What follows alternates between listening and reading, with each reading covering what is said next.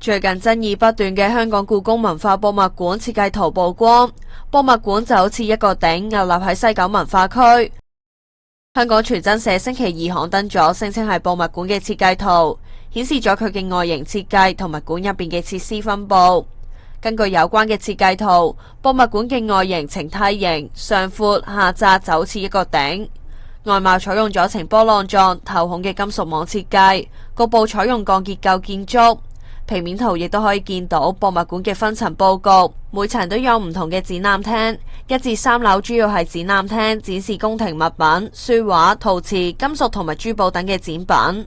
4樓設有專題展廳，以及陽台、花園、中庭同埋餐廳等設施。5至6樓設有展覽準備室、員工辦公室同埋工場等。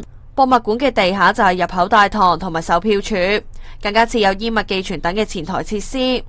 傳真社引述消息人士話，有關嘅設計圖係舊年12月底嘅版本，屬於初步階段，而家正向結構工程師徵詢意見。